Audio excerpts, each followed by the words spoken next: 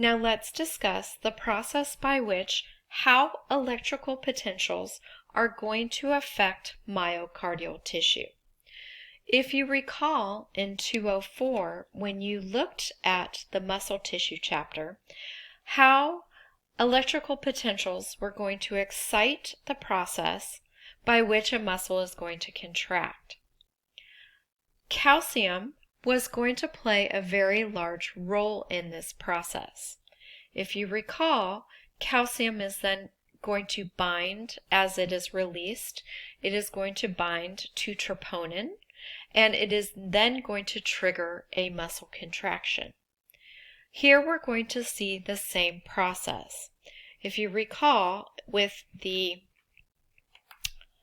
pacemaker potential, we saw that there was an influx of calcium that was changing the potential of the myocardial tissue, or that SA node. So here we're going to see in the action potential, which is this green line, and then the red line is going to denote the contraction of the muscle, and then eventually into a relaxation phase. So let's start by the excitation of tissue by way of an action potential. Much like we see in any other neural tissue, we're going to see that sodium channels are going to open, and we're going to see an influx of those sodium ions. And because of that, we're going to depolarize that particular membrane. So we're going to shoot up and have the depolarization occurring. But then we're going to see that there is somewhat of a plateau. The plateau is going to occur because as sodium channels close, we're going to find that calcium channels are now going to open. As calcium channels open, we're going to see that it promotes this plateau, or it prolongs this depolarization of the cardiac tissue.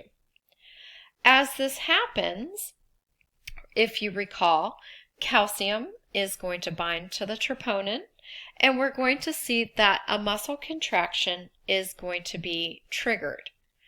Now, as calcium channels close, we're going to find that there's going to be the initiation of the myocardial relaxation, but we're also going to see that potassium is now going to have channels open, and we're going to start that repolarization process.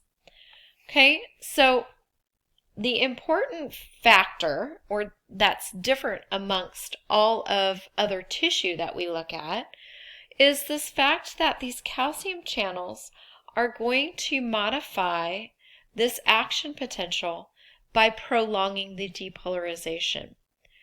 As it prolongs the depolarization is when the myocardial contraction is actually going to exist or occur.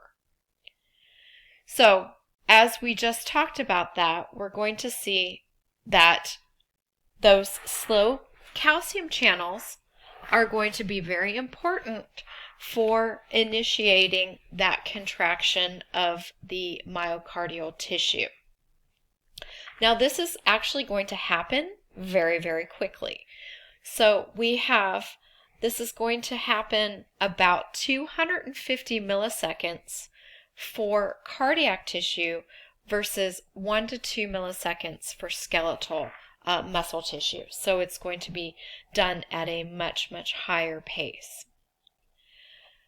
Because of this electrical conduction system, we can actually detect it using electrical currents. And that is what an electrocardiogram is depicting. So when you are looking at a normal EKG, we are actually depicting the SA node depolarizing, the AV nodes depolarizing, the AV bundles depolarizing, and all of the particular electrical conduction system. So let's go through. There are many different waves that are typical in a normal EKG, but this is what we are actually looking at, is the depolarization and repolarization of the heart tissue. So as we start, we are looking at the first wave, which is the P wave.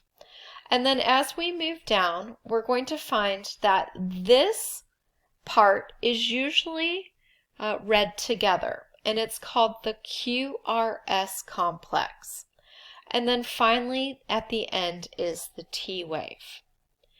So as we go back to the beginning and look at the P wave, we're going to find that this is going to be depicting the atrial depolarization. So when we talk about atrial depolarization, let's think back about the electrical conduction system. At this point, we're going to find that the SA node is going to be working at this time, right? Because that was the job of the SA node, was to depolarize the atria simultaneously.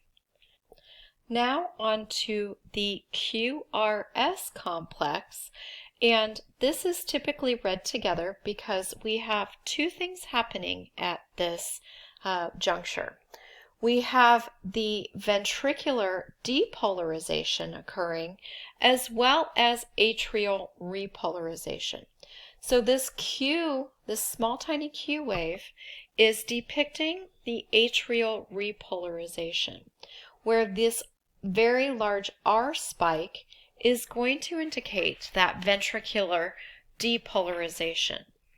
Now, if you recall, we had the SA node and the P wave working, but now in this QRS complex, we're going to find that the AV node is going to become excited, and then eventually into the AV bundles and the bundle of His, and then finally into those Purkinje fibers is what this is going to be depicting, the depolarization of that tissue.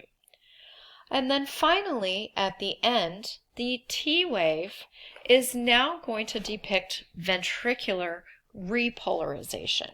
So as we depolarize the tissue, it is now going to become at rest once again. So this is going to be what is considered a normal EKG reading. So as we look at blood flow and how the EKG can be depicted based on, or what we can assume what is going on with the blood flow. So as the atria are filling up, we're going to see that the tissue is now going to be depolarizing. So the SA node is going to be working, therefore depicting our P wave. As it becomes, the blood has filled up the atria, we are now going to see that the atria are completely depolarized, and we're going to find that they're ready to contract, basically. As this happens, we're now going to see that the contractions happen, and then we're going to begin the excitation of the ventricles. So as we look at the P wave, the Q is going to be this repolarization, and then the R wave is going to be the depolarization of the ventricles as blood has filled up the ventricles. And we're going to see now that they are ready to contract. We are now going to contract, and the T wave, or the repolarization of the ventricles, are going to occur. And then we have complete repolarization that indicates that on the T wave. So much like anything else, we're going to have abnormalities, and the heart is no different. So looking at a normal EKG is called a sinus rhythm. We can now see that there are going to be many different possibilities of having problems. Atrial fibrillation is going to be when the atria are going to have a higher amount of depolarizations. Now, atrial fibrillation, or AFib, is not going to be as detrimental as ventricular fibrillation. So as you can see, we are lacking a P wave in atrial fibrillation. But if you recall what we talked about, what is the most important part of the heart? The most important part is going to be the ventricles, mainly the left ventricle, because it's pumping the rest of the oxygenated blood out to the body. So the P wave is missing. However, we still have a good amount of ventricular depolarization and then repolarization. So the ventricles are working as they, probably not as efficient, obviously, but they are still working. Whereas you look at ventricular fibrillation, this is where we're going to see if someone has become in cardiac arrest and the ventricles are not working as they should. This is where a defibrillator comes into place. I'm sure you've seen it on Grey's Anatomy on when they're rubbing the paddles together and they say clear and then they shock the patient. This is them trying to shock the heart muscle to get it back into that sinus rhythm. However, if somebody is having a heart attack and it is affecting the ventricles in such a way, again, that person typically does not live.